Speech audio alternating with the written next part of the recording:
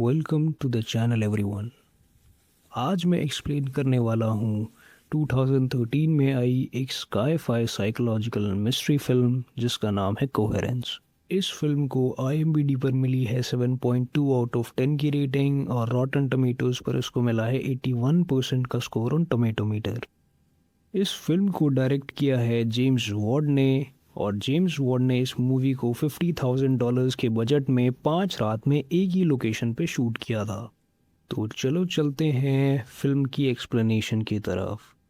तो फिल्म की स्टार्टिंग होती है फिल्म की मेन कैरेक्टर एमिली से, जो अपने फ्रेंड्स की डिनर पार्टी में जा रही होती है। कार ड्राइव करते वक्त वो अपने बॉयफ्रेंड केविन से फ़ोन पर कुछ बात कर रही होती है। बात हो ही रही होती है कि अचानक से सिग्नल्स वीक हो जाने की वजह से एमिली को केविन की आवाज़ ठीक से सुनाई देना बंद हो जाती है। एमिली फ़ोन पर केविन को आवाज़ देती है बट फ़ोन से कोई रिस्पॉन्स नहीं आता है। सडनली जिस फ़ोन से एमिली केविन से बात कर रही होती है उसकी स्क्रीन टूटने की आवाज़ आती है। एमिली अपनी टूटी हुई फ़ोन की स्क्रीन को देखती है जो कि बिना किसी रीज़न के अपने आप ही टूट गई थी और ये सीन यहीं पे कट हो जाता है। अब सीन डिनर पार्टी की तरफ शिफ्ट होता है। यहाँ हमें पता चलता है कि पार्टी माइक और ली ने अपने घर पर रखी थी अपने 6 दोस्तों के लिए। डिनर पार्टी में बेथ ऑलरेडी ही आ चुकी होती है और ये तीनों हंसी मजाक कर रहे होते हैं कि तभी वहाँ पे एमिली भी आ जाती है। सब लोग एमिली को देखकर बहुत खुश होते हैं और उसको हग करते हैं। एमिली उन लोगों को अपने फ़ोन की स्क्रीन टूटने वाले इंसिडेंट के बारे में बताती है कि कैसे उसकी फ़ोन की स्क्रीन केविन से बात करते वक्त अपने आप ही टूट गई थी। एमिली बताती है कि सब जगह न्यूज़ पर आज मिलर कॉमेट की ही बात हो रही है जो कि आज रात अर्थ के पास से गुजरने वाला है। न्यूज़ पर एमिली ने यह भी देखा था कि कॉमेट की वजह से ग्लास की चीज़ें टूट सकती हैं और शायद उसकी फ़ोन की स्क्रीन भी कॉमेट की वजह से ही टूटी है। सब लोग इस चीज़ पे ज़्यादा ध्यान नहीं देते हैं और एमिली की बात को मान लेते हैं और सीन फिर से शिफ्ट होता है जहाँ ये चारों यानी एमिली, माइक, ली और बेथ बैठकर आपस में बात कर रहे होते हैं। बेथ एमिली को ये बताती है कि आमिर पार्टी में अपने साथ लॉरी को भी ला रहा है।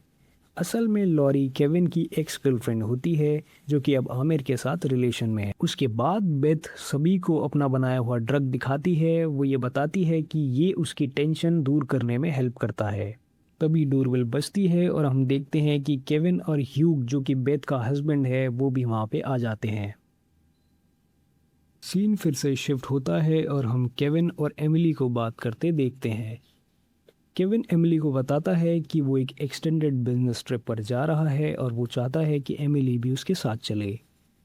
पर एमिली का जाने का मन नहीं होता है और वो कंफ्यूज होती है कि वो ये बात केविन को कैसे समझाए। तभी वहाँ पर आमिर और लॉरी भी आ जाते हैं। अब आमिर और लॉरी को मिलाकर घर के अंदर टोटल 8 लोग होते हैं। सीन फिर से शिफ्ट होता है और ये सारे फ्रेंड्स अब डिनर टेबल पर बैठकर खाना खा रहे होते हैं। ह्यूग सबसे पूछता है कि किसी के फ़ोन में नेटवर्क आ रहे हैं क्योंकि उसको किसी को कॉल करना है और उसके फ़ोन में नेटवर्क नहीं आ रहे हैं। एमिली बताती है कि उसका तो फ़ोन ही टूट गया है और दूसरे भी ह्यूग को मना करते हैं कि उनके फ़ोन में भी अभी तक नेटवर्क शो नहीं हो रहे हैं। सब लोग बात करते हैं कि शायद ये नो नेटवर्क वाली प्रॉब्लम भी मिलर कॉमेट की वजह से ही हो रही है। तभी ह्यूग बोलता है कि उसने ऐसा पढ़ा था कि 1930s में जब ये कॉमेट लास्ट टाइम दिखा था तब भी ऐसी अनयूजुअल चीज़ें हुई थी। एमिली कहती है कि उसने भी ये सब पढ़ा है और लोगों ने लास्ट टाइम कॉमेट के जाने के बाद चीज़ों को भूल जाने जैसे इंसिडेंट्स रिपोर्ट किए थे। सब लोग इस चीज़ को सुनने के बाद इसको इतना सीरियसली नहीं लेते हैं और एक दूसरे की लाइफ के बारे में बात करना स्टार्ट कर देते हैं। बात करते वक्त केविन अपनी और लॉरी की पिछली स्टोरीज को भी बताने लगता है कि कैसे जब वो कपल्स हुआ करते थे तो उन्होंने साथ में कितना अच्छा टाइम स्पेंड किया है। एमिली भी ये चीज़ सुन रही होती है और उसके फेस एक्सप्रेशन से साफ पता चलता है कि उसको केविन की इस बात ने हर्ट किया है, बट वो चुप रहती है। अब ह्यूग फिर से एक बार सबसे नेटवर्क के बारे में पूछता है बट इस बार भी सब मना कर देते हैं। सब ह्यूग से पूछते हैं कि उसको किसको कॉल करना है, जिसके रिप्लाई में ह्यूग बताता है कि उसको अपने भाई ब्रायन से कॉल पे बात करनी है। ह्यूग सबको बताता है कि उसका भाई एक फिजिसिस्ट है और उसके भाई को फिजिक्स के लॉज के बारे में बहुत कुछ पता है और ब्रायन ने ह्यूग को बोला था कि अगर कॉमेट के गुजरते वक्त कोई अनयूजुअल चीज़ होती है तो वो उसको एक बार कॉल करके बता दे। वो सब लोग आपस में बात कर ही रहे होते हैं कि तभी घर की इलेक्ट्रिसिटी भी चली जाती है और पूरे घर में अंधेरा हो जाता है।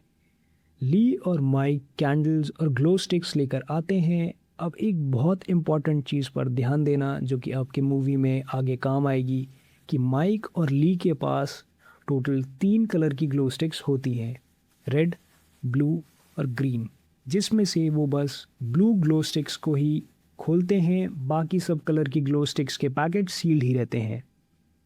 माइक सबको एक एक ब्लू ग्लो स्टिक्स दे देता है। माइक घर से बाहर इलेक्ट्रिसिटी जाने का रीज़न चेक करने के लिए जाता है। वो वापस आकर सबको बताता है कि पूरे एरिया में ही ब्लैकआउट हुआ है, बट एरिया में एक घर है जो कि 2 ब्लॉक्स की दूरी पर है, उस घर की लाइट्स ऑन है, यानी कि पूरे एरिया में बस उस घर की ही इलेक्ट्रिसिटी आ रही है। अब वो सब लोग भी घर से बाहर उस लाइट वाले घर को देखने के लिए जाते हैं। जब वो उस लाइट वाले घर को देख रहे होते हैं, तभी उन्हें आसमान में मिलर्स कॉमेट दिखाई देता है। सब लोग कॉमेट को देखकर बड़ा खुश होते हैं और वो घर में वापस चले जाते हैं। घर में जाने के बाद सब लोग एक टूटे हुए ग्लास को नोटिस करते हैं जो कि उनके बाहर जाने से पहले बिल्कुल ठीक था। ह्यूग सबको बोलता है कि उसको जल्दी से अपने भाई ब्रायन को कॉल करके सब कुछ बताना होगा। वो कहता है कि शायद 2 ब्लॉक्स दूर वाले घर में जिसमें अभी इलेक्ट्रिसिटी आ रही है, उनके पास लैंडलाइन फ़ोन हो जिससे वो अपने भाई ब्रायन को कॉल कर सके। तो वो सब लोगों को बताता है कि वो उस घर में हेल्प मांगने के लिए जाएगा।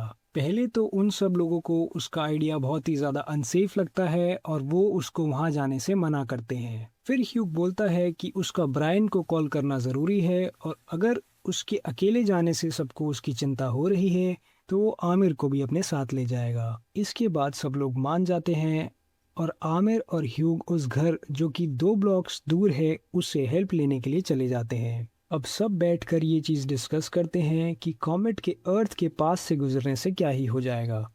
एमिली बताती है कि ये कॉमेट 100 साल में एक बार ही आता है और इस बार कॉमेट अर्थ के और भी पास से गुजर रहा है, तो शायद प्रॉब्लम हो सकती है। एमिली सबको साइबेरिया में हुए टुंगूस्का इवेंट के बारे में भी बताती है कि कैसे एक कॉमेट वहां गिरने से पहले ही एयर में ब्लास्ट हो गया था और उस ब्लास्ट की वजह से लाखों पेड़ और लोकल एनिमल्स जलकर ख़त्म हो गए थे। वो ये चीज़ बता ही रही होती है कि अचानक से घर के मेन डोर पर कोई ज़ोर ज़ोर से 2 बार नॉक करता है, जिससे वो सब लोग डर जाते हैं। माइक मेन डोर चेक करने के लिए जाता है बट वहाँ कोई भी नहीं होता है। तभी घर की इलेक्ट्रिसिटी भी वापस आ जाती है जिससे उन लोगों को राहत की सांस मिलती है। अब फिर से मेन डोर की डोरबेल बजती है और माइक फिर से डोर चेक करने जाता है। इस बार गेट पर आमिर और ह्यूग होते हैं जो कि अब वापस आ चुके थे। ह्यूग के फोरहेड पे एक कट का निशान होता है और आमिर के पास एक बॉक्स होता है जो कि वो उस घर से लेकर आया है। एमिली आमिर से पूछती है कि उस बॉक्स में क्या है, जिसके रिप्लाई में आमिर बताता है कि ये बॉक्स उसने ह्यूग को घर के पास रखते हुए देखा। फिर उसने ह्यूग को अचानक से भागते हुए देखा जिससे उसको कुछ भी समझ नहीं आया और वो ये बॉक्स उठाकर ह्यूग का पीछा करते हुए घर में वापस आ गया। ह्यूग आमिर पे चिल्लाता है और उससे पूछता है कि वो ये बैग यहाँ पे क्यों ले आया। वो आमिर को ये भी बताता है कि उसने घर के बाहर कोई बैग नहीं रखा। आमिर सबको बताता है कि उसने ह्यूग को उस घर की साइड में जाते हुए देखा था और फिर उसके बाद उसको कुछ वियर्ड सी नॉइस सुनाई दी, जिसके बाद उसने वहां से ह्यूग को भागते हुए देखा। इसका मतलब ये है कि ज़रूर ह्यूग ने उस घर में कुछ ना कुछ अजीब देखा है, इसलिए वो वहाँ से भागा था। सब लोग उस बॉक्स को ओपन करने का डिसाइड करते हैं। माइक उस बॉक्स को खोलता है और उसमें से एक पिंग पोंग पैडल और उन सब लोगों की फोटोज निकलती हैं। इन फोटोज के पीछे कुछ रैंडम से नंबर लिखे हुए होते हैं। उसके बाद सब लोग वापस से ह्यूग से पूछते हैं कि उसने वहाँ उस घर में ऐसा क्या देखा जिससे वो इतना डरा हुआ है, जिसके रिप्लाई में ह्यूग सबको बताता है कि वो उस घर की विंडो की तरफ गया था और वहां से उसने देखा कि उस घर में भी 8 लोगों की डिनर पार्टी चल रही थी और वो 8 लोग कोई और नहीं बल्कि वो सभी थे जो कि बिल्कुल उन्हीं की तरह दिख रहे थे। केविन ह्यूग से पूछता है कि क्या साइड डोर पर नॉक करने वाला भी वही था। आमिर बोलता है कि ह्यूग ने साइड डोर पर नॉक तो 2 ब्लॉक दूर वाले घर पर किया था जहां पर वो हेल्प लेने के लिए गए थे। तो ह्यूग बताता है कि वो उस घर की साइड डोर पर इसलिए गया था क्योंकि मेन डोर पर नॉक करने के बाद उस घर से उन्हें कोई रिस्पांस नहीं मिला था। सब लोग बोलते हैं कि शायद गलती से ह्यूग अंधेरी की वजह से सीधा उस 2 ब्लॉक्स वाले घर में ना जाकर सर्कल में चल के वापस से सेम अपने ही घर में पहुंच गया होगा और उससे उसने विंडो से भी उन्हीं लोगों को देखा होगा। ह्यूग इस चीज़ पर भड़क जाता है और बोलता है उसको अच्छी तरह से याद है कि वो 2 ब्लॉक्स दूर ही गया था। खैर, जब उसकी बात को कोई नहीं मानता है तब उसको भी ऐसा ही लगता है कि शायद वो दूसरे घर में उन जैसे लोगों को देखने वाली चीज़ उसका वहम ही होगा। ह्यूग वापस से उस घर में जाने की बात करता है और बोलता है अगर उस घर में कोई हुआ तो वो अपने भाई को कॉल करेगा और अगर कोई नहीं हुआ तो वो वहाँ पर एक नोट छोड़कर वापस आ जाएगा। ह्यूग एक नोट लिखना स्टार्ट करता है जिसमें वो लिखता है कि hey guys, don't want freak you out but want to borrow your phone for 5 minutes. तभी लॉरी को विंडो से कोई आदमी बाहर दिखाई देता है। वो चिल्लाकर सबको बताती है कि मेन डोर पर कोई है। केविन जाकर डोर को चेक करता है और उसको वहाँ कोई आदमी तो नहीं दिखाई देता है बट उसको डोर पर एक नोट मिलता है। अब एक वियर्ड सी चीज होती है, वो ये कि उस नोट में भी वही सेम चीज लिखी होती है जो कि ह्यूग ने अपने नोट पर जस्ट अभी अभी लिखी थी। और ये चीज सच में ही बहुत शॉकिंग होती है। सब लोग इस चीज़ के बारे में सोचते हैं कि कोई बिल्कुल ह्यूग जैसा same to same note gate पर कैसे छोड़ सकता है और उसको कैसे पता कि ह्यूग ने नोट पर क्या लिखा था। वो सब फिर से उन फोटोज़ को जो कि बॉक्स में निकली थी उनको चेक करने लग जाते हैं कि शायद उनको उन फोटोज से उस घर के बारे में कोई क्लू मिल सके। उसमें आमिर अपनी फ़ोटो को बड़े ध्यान से देखता है और सबको बताता है कि उसकी ये फ़ोटो आज ही किसी ने क्लिक की है, क्योंकि जो स्वेटर उस फोटो में दिखाई दे रहा है वो वही स्वेटर है जो कि आमिर ने पार्टी में आज पहना है। और आमिर बताता है कि ये स्वेटर उसने आज ही खरीदा था, जिससे ये चीज़ तो कंफर्म हो जाती है कि आमिर की वो फोटो किसी ने पास्ट में क्लिक नहीं की है। अब ये फोटो किसने क्लिक की है ये आपको आगे पता चल जाएगा। सीन फिर से शिफ्ट होता है और हम देखते हैं कि एमिली और केविन उन फोटोज़ के नंबर्स को बड़े ध्यान से देख रहे होते हैं। सडनली एमिली को ये चीज़ रियलाइज़ होती है कि उन नंबर्स की राइटिंग और उसकी राइटिंग मैच कर रही है। ऐसा लग रहा था कि मानो जैसे कि वो फोटोज़ के पीछे नंबर्स उसी ने लिखे हों।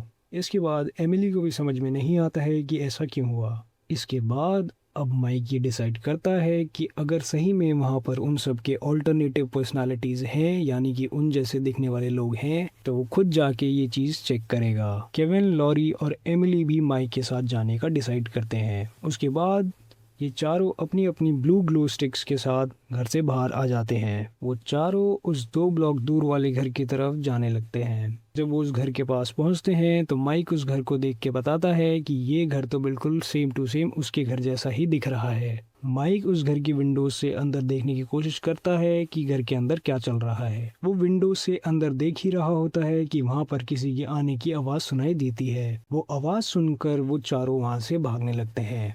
भागते वक्त उनका सामना सेम उन्हीं के जैसे दिखने वाले 4 लोगों से होता है जिन्होंने अपने हाथ में रेड ग्लो स्टिक्स पकड़ी हुई थी। इसका मतलब ये है कि वो 4 लोग बिल्कुल एमिली, केविन, माइक और लॉरी की तरह दिख रहे थे।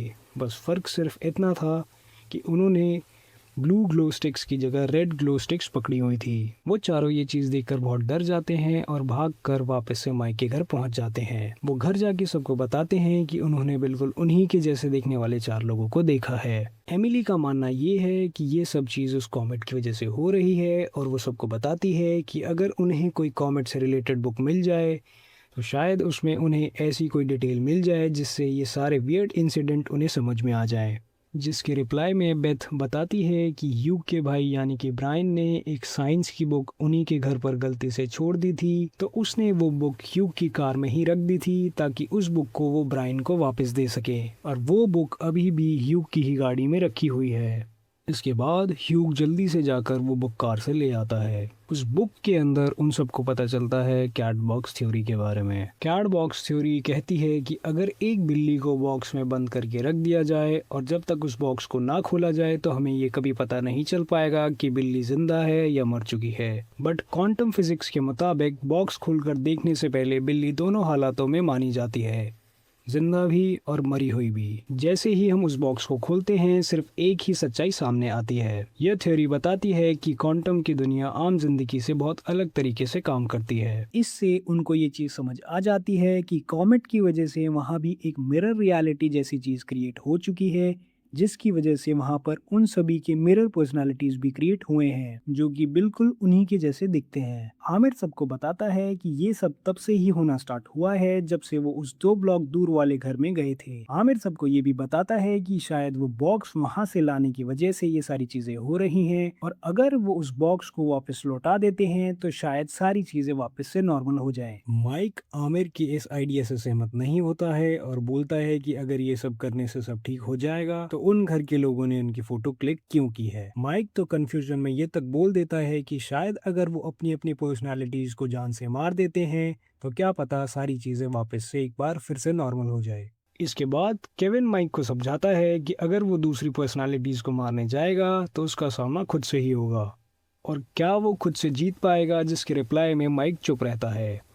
ऑफ कोर्स दोस्तों, आप खुद ही सोच कर देखो, इफ वो उनकी मिरर पर्सनालिटीज़ हैं तो उनमें स्ट्रेंथ, माइंड, ये सब चीज़ें भी सेम ही होंगी, तो किसी भी तरह की कॉन्फ्लिक्ट में कोई किसी से नहीं जीतने वाला है। इसके बाद ह्यूग माइक से पूछता है कि माइक ने विंडो में क्या देखा, जिसके रिप्लाई में माइक सबको बताता है कि उसने वहाँ पर लॉरी, ह्यूग, आमिर और ली को देखा था। एमिली कहती है कि हमारे घर में तो ली थोड़ा परेशान होने की वजह से ऊपर वाले कमरे में रेस्ट कर रही है, तो वहाँ उस घर में ली कैसे जाग रही है, जिसके रिप्लाई में केविन सबको बताता है कि शायद दूसरी रियलिटी वाले हाउस में सब चीज़ें होने के चांसेस 50-50 चल रहे हैं। लाइक इफ़ यहाँ ली सो रही है तो शायद दूसरे घर की रियलिटी में कोई और सो रहा होगा। वो सबको ये भी बताता है कि शायद उस घर की रियलिटी में और इस घर की रियलिटी में हमेशा थोड़ा डिफरेंस रहेगा। केविन अपनी बात को कंटिन्यू रखता है और बोलता है कि शायद इसका मतलब ये भी हो सकता है कि अभी तक उन्हें ब्रायन की साइंस वाली बुक ना मिली हो, इसकी वजह से अभी तक उन्हें कैट बॉक्स थ्योरी के बारे में भी ना पता हो। जिसके बाद माइक ये चीज़ सजेस्ट करता है कि वो दूसरे हाउस से वो कैट बॉक्स थ्योरी वाली बुक चुरा लेगा, ताकि उन्हें कैट बॉक्स थ्योरी के बारे में कुछ पता ना चल सके। ये चीज़ करने के लिए वो ह्यूग से उसकी कार की कीज़ को मांगता है, बट ह्यूग माइक को कीज़ देने से मना कर देता है। ह्यूग सबको बताता है कि उन्हें किसी चीज़ के साथ कोई छेड़छाड़ नहीं करनी चाहिए, जो चीज़ जैसी है उसको वैसे ही रहने देना चाहिए। ह्यूग का मानना है कि चीज़ें छेड़ने से चीज़ें और भी बुरी होती जाएंगी, ना कि सही होंगी। जिसके बाद माइक केविन के पास जाता है और उसको चुपचाप बताता है कि उसने ये डिसाइड कर लिया है कि वो दूसरे घर के माइक को ब्लैकमेल करने के लिए दूसरे घर में एक नोट छोड़ेगा, ताकि वो ऑल्टरनेटिव पर्सनालिटी वाला माइक उस कैट थ्योरी वाली बुक से दूर रहे। केविन माइक को ये सब करने से मना करता है, बट माइक ये सब बोलकर वहाँ से चला जाता है। तभी ली, जो कि ऊपर वाले कमरे में रेस्ट कर रही होती है, वो नीचे आती है। एमिली ली से पूछती है कि अब उसकी तबीयत कैसी है, जिसके रिप्लाई में ली बोलती है कि ड्रग लेने की वजह से अभी भी उसको डिजी फील हो रहा है। तभी एमिली को ये लगता है कि शायद बेथ ने उनके खाने में भी वो ड्रग मिला दिया है, जिसकी वजह से उनको ये सब हेलुसिनेशंस हो रहे हैं। एमिली इस चीज़ को कंफर्म करने के लिए सबके सामने बेथ से ये चीज़ पूछती है, जिसके रिप्लाई में बेथ ये बताती है कि उसने ली को ड्रग ली के कहने पर दिया था, और बिना किसी परमिशन के वो ये ड्रग किसी को नहीं देती है। जिसके बाद ह्यूग भी बेथ की साइड लेता है और सबको समझाता है कि अगर गलती से किसी ने वो ड्रग ले भी लिया है तो पूरी बॉटल लेने के बाद भी किसी को ऐसे हेलुसिनेशंस नहीं होंगे जैसे उन सभी को इस टाइम हो रहे हैं। अब सीन दूसरे खाली रूम की तरफ शिफ्ट होता है और हम देखते हैं कि आमिर और ह्यूग रेड ग्लो स्टिक्स के साथ बाहर से घर में आते हैं। ह्यूग टेबल पर ब्लू ग्लो स्टिक्स को पड़ा हुआ देखता है और वो ये चीज़ भी नोटिस करता है कि रेड ग्लो स्टिक्स का पैकेट अभी तक सील्ड है। इसका मतलब ये था कि ये ह्यूग और आमिर इस घर के ह्यूग और आमिर नहीं थे, बल्कि दूसरे ऑल्टरनेट घर के ह्यूग और आमिर थे। इसके बाद ये ऑल्टरनेटिव पर्सनालिटी वाले ह्यूग और आमिर भी इस चीज़ को समझ जाते हैं कि वो गलती से दूसरे घर में आ गए हैं। ह्यूग आमिर से कहता है कि उन दोनों को तुरंत इस घर से निकलना होगा, नहीं तो चीज़ें और भी बिगड़ सकती हैं। तभी उस वक्त ब्लू ग्लो स्टिक्स के साथ माइक भी वहाँ पे आ जाता है, जो कि बहुत देर से घर से गायब था। केविन माइक से पूछता है कि वो इतनी देर से कहाँ गायब था, जिसके रिप्लाई में माइक उसको बताता है कि वो दूसरे घर में वो ब्लैकमेल वाला नोट ड्रॉप करने गया था। माइक केविन को ये चीज़ भी बोलता है कि ये बात उसने उसको पहले भी बताई थी, तो वो ये चीज़ भूल कैसे गया। जिसके बाद केविन उसको बताता है कि उसको ऐसा कुछ भी याद नहीं है। अब ये चीज़ हमें समझ आती है कि ये वो केविन नहीं है जिसको माइक ने वो ब्लैकमेल वाला प्लान बताया था, और ये वाला माइक भी दूसरे घर से यहाँ पे आया है। अब वो जो मिरर पर्सनालिटी वाले ह्यूग और आमिर होते हैं वो चुपचाप उस बुक और बॉक्स को लेकर वहाँ से चले जाते हैं। सीन शिफ्ट होता है और हम माइक को वाइन पीता देखते हैं। तभी वहाँ पर बेथ आ जाती है और सबसे पूछती है कि क्या किसी ने ह्यूग और आमिर को देखा है, क्योंकि वो बहुत देर से घर से गायब हैं। दूसरे लोग भी ये चीज़ को नोटिस करते हैं और बताते हैं कि उन्होंने भी उन दोनों को काफ़ी देर से नहीं देखा है। बेथ ये चीज़ भी नोटिस करती है कि वहाँ से वो बुक और बॉक्स भी गायब हैं, जो कि शायद आमिर और ह्यूग का ही काम हो सकता है। लॉरी कहती है कि शायद ये काम दूसरे घर वाले ह्यूग और आमिर का हो सकता है, जो कि दूसरे घर से उस बुक और बॉक्स को चुराने आए हों। सब एक दूसरे से डिबेट करने लग जाते हैं और परेशान होकर शांत हो जाते हैं। हॉलवे में लॉरी और केविन एक दूसरे के साथ पुरानी चीज़ें याद करके इमोशनल हो जाते हैं, जिनको ये सब करते हुए बेथ देख लेती है। जब केविन वापस से लिविंग एरिया में आता है तो वहाँ एमिली उससे पूछती है कि बेथ ने बताया कि उसने उसको और लॉरी को हॉलवे में बात करते हुए देखा था, जिस पर केविन गुस्सा हो जाता है और बोलता है कि उसके पास परेशान होने के लिए और भी चीज़ें हैं और उसको बेथ की बातों पर ध्यान नहीं देना चाहिए। तभी एक बार फिर से घर की इलेक्ट्रिसिटी चली जाती है और फिर से अंधेरा हो जाता है। सब वापस से मिलकर कैंडल्स को जलाते हैं और तभी अचानक से गाड़ी का शीशा टूटने की आवाज़ आती है। केविन कहता है कि वो बाहर जाके ये शीशा टूटने वाली चीज़ को चेक करेगा, जिस पर सब वहाँ एक साथ जाने का सजेशन देते हैं, क्योंकि उस वक्त एक दूसरे से अलग रहना बिल्कुल भी सेफ नहीं था और उन सबको ग्रुप में ही रहना चाहिए। वो बाहर जाके देखते हैं कि यू की गाड़ी का शीशा टूटा हुआ है, बट चेक करने के बाद पता चलता है कि यू की गाड़ी में से कोई भी सामान गायब नहीं हुआ है। इसका मतलब जिसने भी यू की गाड़ी का शीशा तोड़ा है उसने यू की गाड़ी में से कुछ भी नहीं चुराया है। एमिली भी अपनी कार चेक करने जाती है कि कहीं उसका तो कोई सामान चोरी नहीं हुआ है। वो अपनी कार को अनलॉक करके उसमें से एक रिंग निकालती है, जो कि उसको केविन ने फेयर से खरीद कर गिफ्ट में दी थी। तभी वहाँ पर पीछे से केविन भी आ जाता है। एमिली केविन को बोलती है कि शायद लॉरी और केविन के बारे में उसको बेकार की चीज़ें नहीं सोचनी चाहिए थी, और वो उस चीज़ के लिए सॉरी फील करती है। केविन उसको बोलता है कि वो ज़्यादा ना सोचे और वो दोनों एक दूसरे को हग करते हैं। एमिली उससे पूछती है कि क्या ह्यू की गाड़ी में से कोई चीज़ चोरी हुई है, जिसके बाद केविन थोड़ा सा कंफ्यूज हो जाता है और रिप्लाई में कहता है कि उसको कुछ भी नहीं पता है कि एमिली किस बारे में बात कर रही है। तब हमें ये चीज़ रिवील होती है कि ये जो केविन था वो मिरर पर्सनालिटी वाला केविन है, ना कि रियल वाला केविन। स्प्लिट पर्सनालिटी वाला केविन वहाँ से बिना कुछ बोले चला जाता है। एमिली भी डर की वजह से बिना कुछ बोले वापस से घर में चली जाती है। घर में वो केविन को वहाँ पर ऑलरेडी बैठा हुआ देखती है, जिससे ये चीज़ कंफर्म हो जाती है कि केविन तो बाहर था ही नहीं, वो तो पहले ही ग्रुप के साथ घर में आ गया था। इसके बाद एमिली इस चीज़ को वापस से कंफर्म करने के लिए केविन को वो रिंग दिखाती है, जिसके रिप्लाई में केविन बस नाइस बोल देता है और वहाँ से चला जाता है। तभी लॉरी फिर से किसी को विंडो के बाहर देखती है। विंडो के बाहर ब्लू ग्लो स्टिक्स के साथ ह्यूग और आमिर होते हैं। सब लोग उनसे पूछते हैं कि वो कहाँ गायब थे, जिसके रिप्लाई में ह्यूग बताता है कि वो दोनों दूसरे घर में हेल्प मांगने गए थे और वहाँ पर उसने उन्हीं के जैसे दिखने वाले लोगों को देखा है, जिनको देखकर वो डर गया और गिर गया, जिससे उसके फोरहेड पर चोट लग गई है। सब लोग बोलते हैं कि ये स्टोरी तो ह्यूग पहले भी सबको बता चुका है।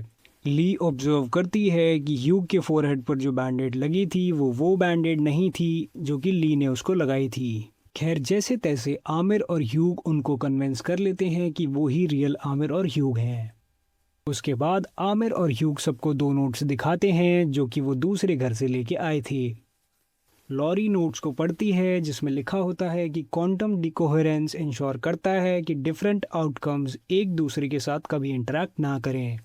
ये सेम नोट 4 बार लिखे गए होते हैं, जिसके बाद अब ये चीज़ रिवील होती है कि यहाँ पर सिर्फ एक मिरर रियलिटी क्रिएट नहीं हुई है, बल्कि मल्टीपल मिरर रियलिटीज़ क्रिएट हुई हैं, जिससे उन सबको ये चीज़ समझ आ जाती है कि वहाँ बाहर उन सभी के जैसे दिखने वाले मल्टीपल लोग घूम रहे हैं। सब लोग ये मिलकर डिसाइड करते हैं कि उनको घर को मार्क करने के लिए कुछ करना पड़ेगा, नहीं तो ऐसे वो कंफ्यूज हो जाएंगे कि उनका रियल घर और रियल रियलिटी कौन सी है। सब लोग मिलकर डिसाइड करते हैं कि वो अपनी अपनी फ़ोटोज़ के पीछे 2 डाइस को रोल करके उसके नंबर्स को अपनी अपनी फ़ोटो के पीछे लिख लेंगे और वो सारे नंबर्स मल्टीप्लाई करने से पता चल जाएगा कि जिस भी घर में वो हैं वो रियल घर है या फिर नहीं। यानी कि कौन सा घर और कौन से लोग रियल हैं, ये चीज़ नंबर कैलकुलेट करने से पता लग जाएगी। अब सब लोग अपनी अपनी फ़ोटो देते हैं। आमिर के पास कोई फ़ोटो नहीं होती है तो केविन उसकी एक फ़ोटो क्लिक करता है, जो कि स्टार्टिंग में बॉक्स से निकली हुई फ़ोटो से काफ़ी अलग होती है। अब ये चीज़ भी हमें यहाँ समझ आ जाती है कि स्टार्टिंग में आमिर की पिक भी शायद दूसरे घर के ऑल्टरनेट केविन ने क्लिक की होगी। और आपको याद है ना कि केविन ने बोला था कि दूसरे घर में चीज़ें होने के चांसेस 50-50 हैं, मतलब कोई चीज़ हो भी सकती है या नहीं भी। दोनों घर के अंदर फ़ोटोज़ तो क्लिक हुई, बट दोनों ही घर में फ़ोटोज़ अलग अलग आईं। यानी कि फर्स्ट हाउस के आमिर की फ़ोटो सेकेंड हाउस के आमिर से अलग है। वो लोग डाइस रोल करते हैं और रैंडमली अपने पिक्स के पीछे नंबर्स लिख लेते हैं। आमिर कहता है कि अगर वो लोग बॉक्स में कोई रैंडम ऑब्जेक्ट रखेंगे तो वो चीज़ मल्टी फैक्टर ऑथेंटिकेशन जैसा काम करेगी, तो उसके लिए वो उसमें एक कोस्टर रखने का डिसाइड करते हैं। अब सब लोग राहत की सांस लेते हैं और माइक कहता है कि अब शायद वो इन सब चीज़ों से निकल सकते हैं। अब ली एमिली से पूछती है कि जो पहला बॉक्स जिसको आमिर लेके आया था उस बॉक्स में क्या नंबर्स थे। एमिली उस पेज को ढूंढती है जिस पर उसने वो नंबर्स लिखे थे। वो नोटिस करती है ये वो नंबर्स नहीं है जो कि उसने उस बॉक्स से निकली हुई फोटोज में देखे थे। मतलब यहाँ इस घर में जो भी बॉक्स दूसरे घर से लाया गया था उसके नंबर्स अलग थे। अब एमिली समझ जाती है कि वो भी गलती से दूसरे घर में आ गई है। नंबर्स को चेक करने पर पता चलता है कि जो लोग घर से बाहर गए थे, यानी कि Hugh, Aamir, Emily, Kevin, Laurie और माइक, ये सब ही अपने रियल घर में नहीं हैं और स्प्लिट मिरर वाले घर में घूम रहे हैं। और जिन लोगों ने घर नहीं छोड़ा था जैसे कि ली और बेथ, वो सब रियलिटीज़ में ही सेम घर में है, यानी कि अपनी रियलिटी वाले घर में। एमिली ये बात जाके माइक को बताती है। एमिली बोलती है कि कॉमेट के जाने से पहले उनको अपने रियल घर में वापस जाना होगा, नहीं तो वो यहीं पर फंस कर रह जाएंगे।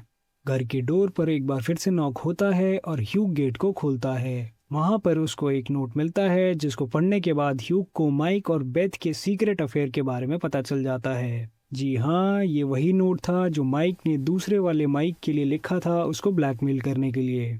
जब ह्यूग उस चीज़ को पढ़ता है तब वो माइक पर गुस्सा हो जाता है और उनकी वहीं पर लड़ाई स्टार्ट हो जाती है। तब माइक उसको समझाता है कि यहाँ पर कोई भी रियल नहीं है और सब दूसरे घर से आए हुए हैं। जिस चीज़ को प्रूफ करने के लिए वो ह्यूग से पूछता है कि जो बॉक्स वो दूसरे घर से लेके आए थे उस बॉक्स में रैंडम ऑब्जेक्ट क्या निकला था, जिसके रिप्लाई में ह्यूग बताता है कि उसके बॉक्स में एक स्टेपलर निकला था।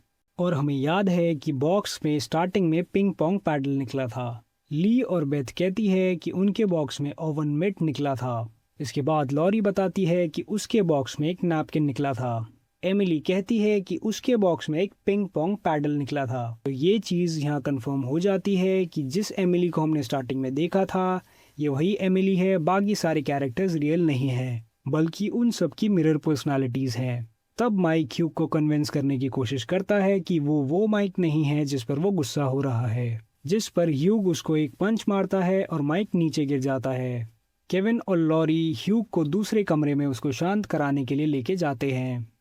अब माइक एमिली को ये बताता है कि वो कैसे गिल्ट फील करता है और कैसे शायद अब वो इसी नकली रियलिटी में ही फंस कर रह जाएगा। वो ये चीज़ बोल ही रहा होता है कि अचानक से दूसरी रियलिटी का माइक, जिसके हाथ में ग्रीन ग्लो लाइट होती है, वो उसको आकर वहाँ पर पीट के चला जाता है। इसके बाद सब आपस में आर्ग्यू कर रहे होते हैं, तभी एमिली घर से चुपचाप बिना किसी को बताए बाहर चली जाती है और बाहर जाके सारे घर को चेक करने लग जाती है। उसको सब घर में अलग अलग इवेंट्स दिखाई देते हैं, जैसे कि किसी घर में वो खुद बैठी हुई है, या किसी घर में केविन और ह्यूग की लड़ाई हो रही है, या फिर किसी घर में कुछ और हो रहा है। फिर एमिली को एक बार फिर से आसमान में कॉमेट दिखाई देता है। अब वो फिर से एक और घर में उसकी विंडो से देखती है, तो उसको ये चीज़ रियलाइज़ होती है कि ये वाले घर में अभी तक रियलिटी स्प्लिट वाला इवेंट नहीं हुआ है, जिसका मतलब ये है कि पार्टी बस अभी ही स्टार्ट हुई है। अब वो पास में ही एक बेसबॉल बैट रखा देखती है जिसको वो उठा लेती है और वो उस बेसबॉल बैट को उठाकर उस घर के अंदर चली जाती है। वहाँ से वो बेथ की ड्रग को चुरा लेती है और उसको अपने पास रख लेती है। अब फिर से सीन शिफ्ट होता है और हम इस वाले घर के ग्रुप को आपस में नॉर्मली बात करते हुए देखते हैं। तभी उनको गाड़ी का शीशा टूटने की आवाज़ आती है जो कि एमिली ने तोड़ा था। ये सारे लोग घर से बाहर ये चीज़ चेक करने जाते हैं कि बाहर शीशा किसने तोड़ा है। और जैसा कि फिल्म के मिड सीन में दिखाया गया था कि कार के शीशा टूटने वाले इवेंट में एमिली भी अपनी कार चेक करने जाती है, तो इस घर वाली एमिली भी ठीक उसी तरह अपनी कार चेक करने जाती है। वहां जाकर वो अपनी गाड़ी को अनलॉक करती है और ठीक मिड सीन की तरह ही केबिन से रिंग निकालती है और अपनी फिंगर में पहनती है। तभी रियल एमिली उसके पीछे आ जाती है और बेथ के ड्रग से उसको बेहोश कर देती है। इसके बाद वो नकली एमिली को गाड़ी के ट्रंक में ही बंद कर देती है। अब यहाँ होती है एक शॉकिंग चीज। अब ये रियल वाली एमिली खुद मिरर वाली एमिली बनकर ग्रुप में शामिल हो जाती है। अब सारा ग्रुप कॉमेट देखने फिर से घर के बाहर जाता है, जैसा कि हमने स्टार्टिंग में देखा था। अंदर घर में रियल एमिली स्प्लिट वाली एमिली को बाथरूम में क्रॉल करके जाते हुए देख लेती है, जो कि समहाउ गाड़ी के ट्रंक से बाहर आ गई थी। रियल वाली एमिली स्टोन के फ्लश टैंक के कवर को जोर से एमिली के सर पे मारती है, जिससे नकली एमिली बेहोश हो जाती है। जिसके बाद रियल वाली एमिली मिरर वाली एमिली को बाथ टब में छुपा देती है। जब वो ऐसा कर रही होती है तभी स्प्लिट वाली एमिली की रिंग नीचे गिर जाती है और उसको उठा के वो खुद पहन लेती है। अब इसके बाद वो जाके सोफे पर लेट जाती है, जिसके बाद उसको वहाँ पे नींद आ जाती है। सुबह होती है और सब कुछ नॉर्मल हो जाता है। वो सब चेक करती है और उसको सब कुछ नॉर्मल ही लगता है, शायद सारी चीजें वापस से नॉर्मल हो गई थी। अब एमिली घर से बाहर जाती है और देखती है कि गाड़ी का शीशा अभी भी टूटा हुआ है। अब वहाँ पर केविन आता है, जो कि उसको वो रिंग देता है। वो ये कहता है कि वो रिंग उसको बाथरूम में पड़ी हुई मिली थी। एमिली वो रिंग लेकर देखने लगती है और यहाँ हमें एक माइंड ब्लोइंग ट्विस्ट पता चलता है कि वो रिंग तो ऑलरेडी उसने पहनी हुई थी, तो ये दूसरी रिंग किसकी है। तभी केविन को एक कॉल आती है और वो हेलो बोलता है। उसको पता चलता है कि दूसरी साइड भी एमिली ही बात कर रही है। तभी वो वियर्ड तरीके से रियल वाली एमिली को देखता है और मूवी यहीं पे खत्म हो जाती है। तो पर्सनली मुझे ये मूवी बहुत अच्छी लगी है और इस मूवी ने सही में मेरा दिमाग हिला दिया था। तो ये मेरा फर्स्ट टाइम था कि मैं किसी मूवी का एक्सप्लेनेशन दे रहा हूँ, तो मुझे पता है कि मेरे से यहाँ पे बहुत सारी मिस्टेक्स हुई होंगी, जिसको आप अवॉइड कर देना। If you enjoyed this explanation, subscribe for more mind bending movies breakdown. और बाय बाय, मिलते हैं एक अगली वीडियो में।